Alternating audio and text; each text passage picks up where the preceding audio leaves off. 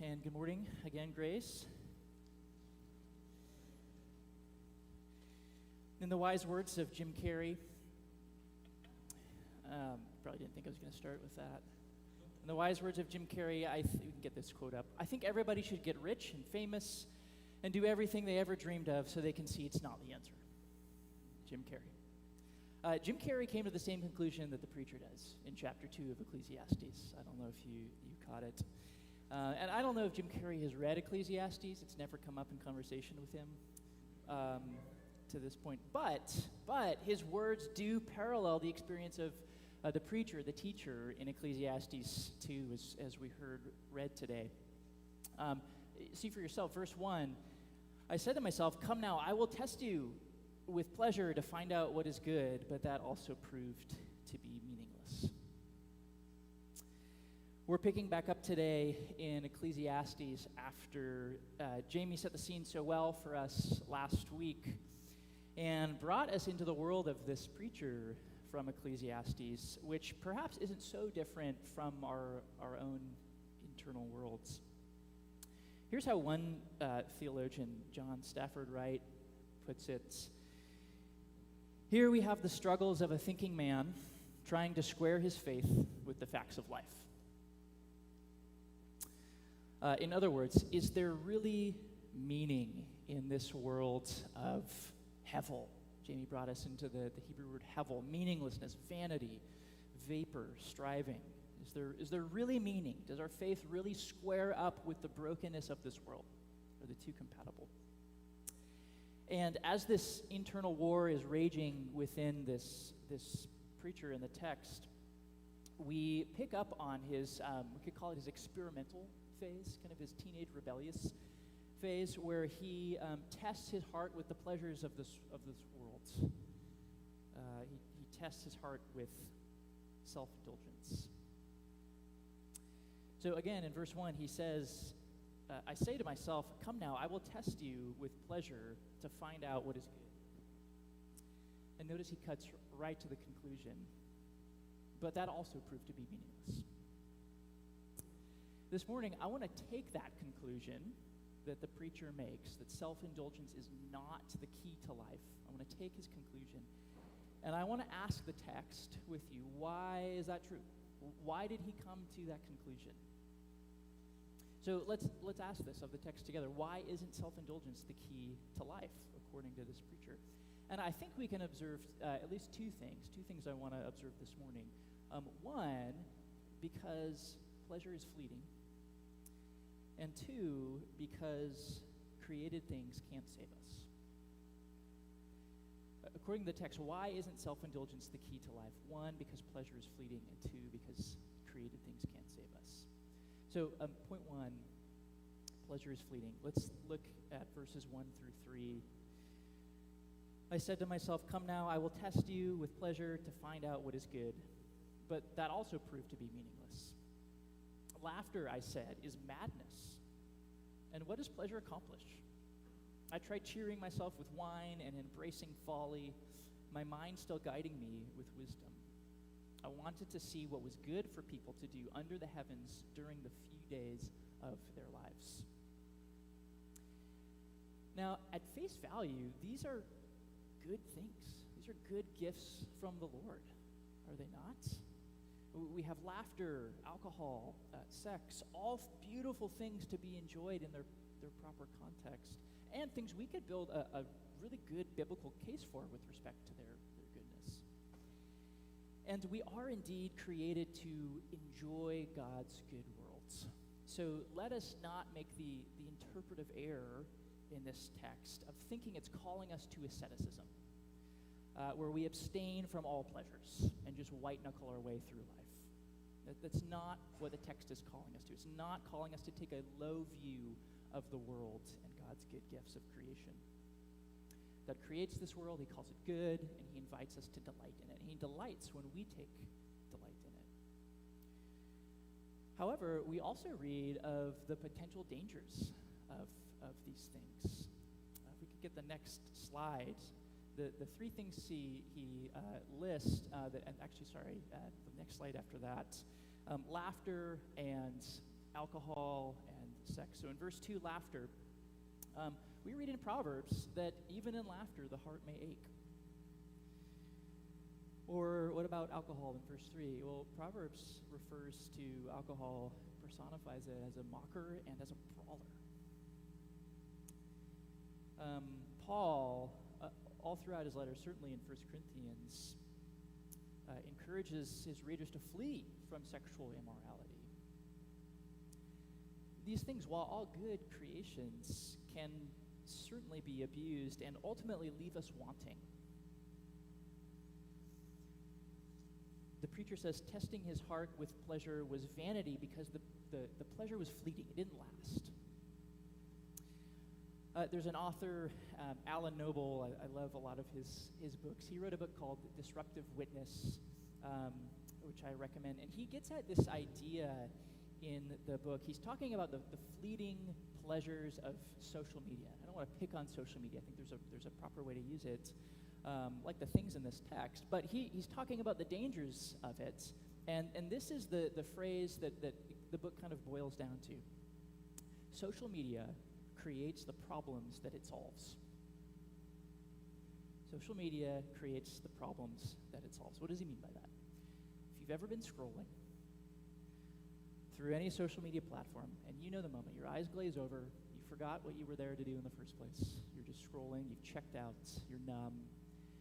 When you and I come back to reality, we often find ourselves bitter from seeing online arguments that don't go well. Or we're envious of the lifestyles that have been captured in photos and videos from our friends. Or we're full of guilt or shame because we've wasted so much of our day in front of a screen.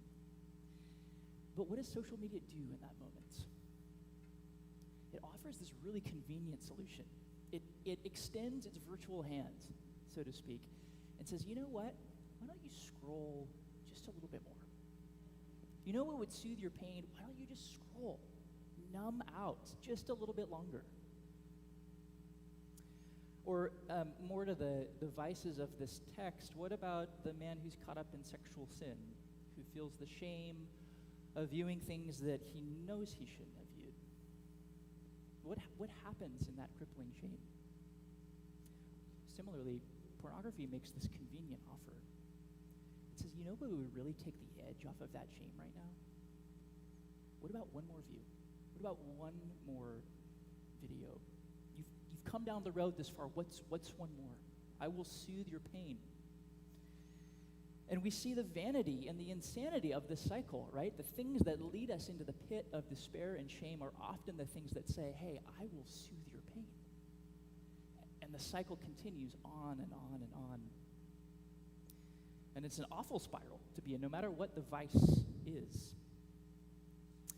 I just want to say, just to pause here, no matter what the substance is, if you find yourself caught in any sort of a destructive cycle around anything that causes pleasure but ultimately causes you and those around you pain, there are many safe people here at Grace who you can come and talk to. There are many well-resourced people here at Grace who know professionals that could refer you. And specifically to the example that I just shared, but perhaps you know this, but every Tuesday night at the Lane, there's a group of men who meet to support one another. The group is built around finding community and moving out of isolation and the crippling shame, especially around compulsive sexual behavior. And I share all of that to say, you do not have to be alone. In the crippling shame and in the spiral that is so insidious that can capture any of us. So please, if it would be helpful, find someone who's safe here at Grace and come and talk to us. Anyone who becomes trapped in something that gives pleasure but ultimately causes more pain deserves to be helped.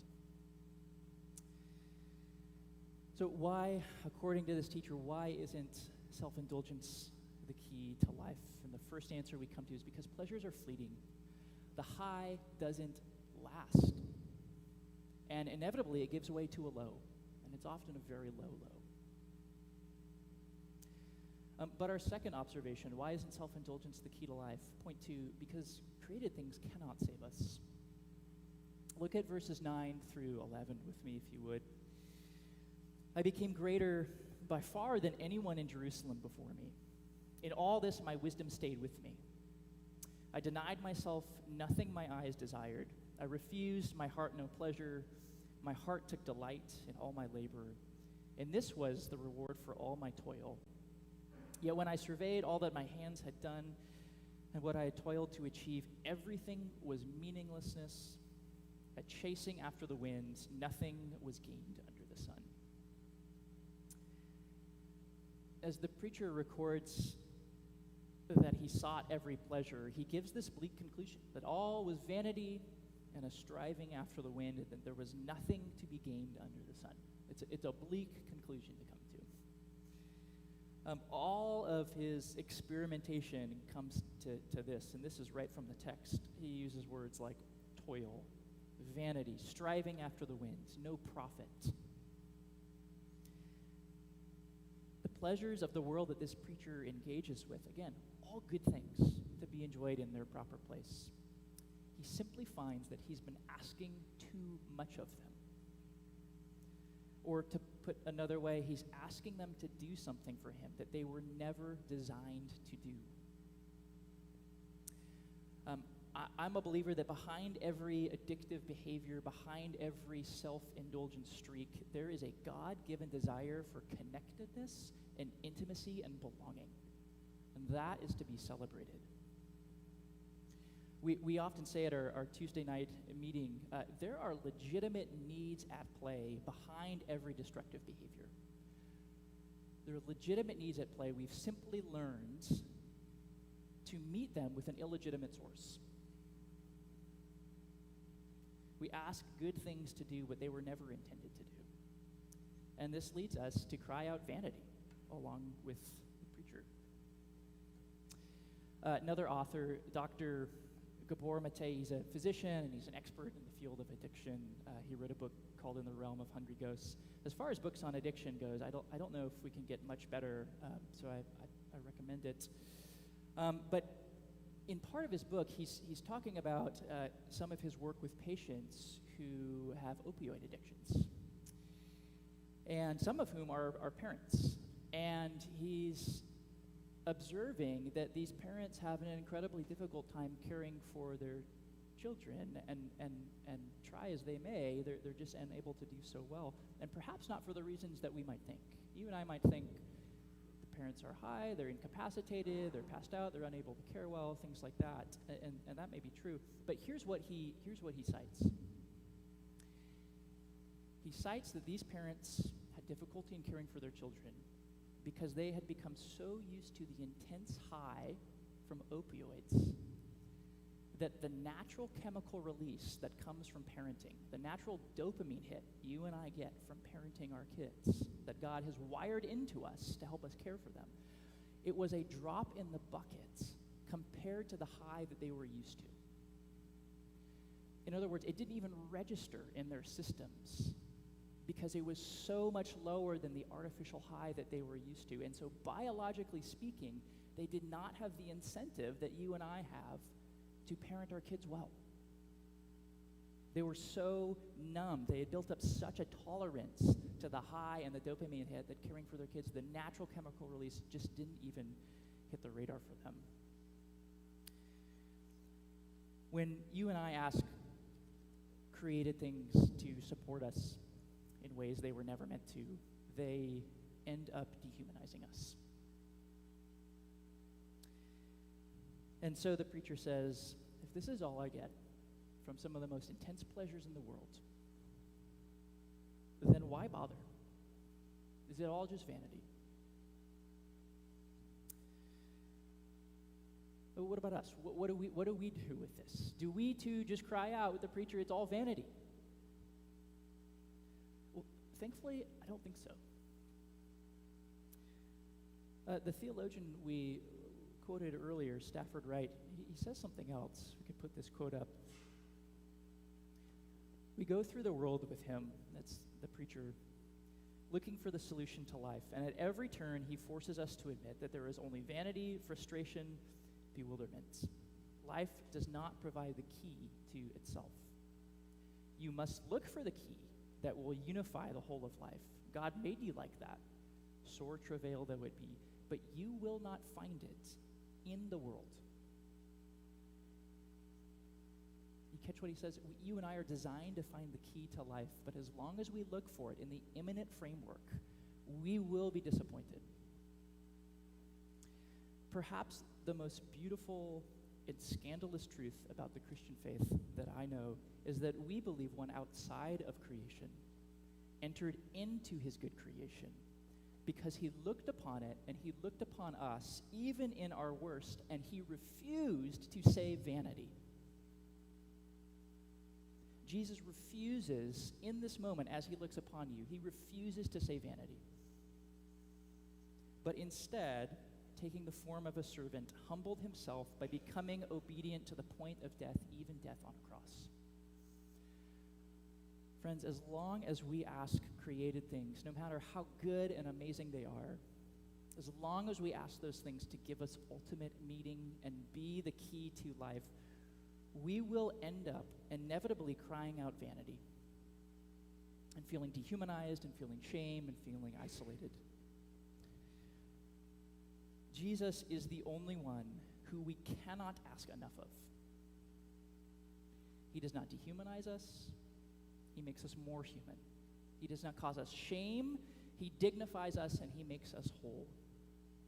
It is in him we can place our ultimate trust and find the delight and comfort and security that is unending and unshakable and never fleeting.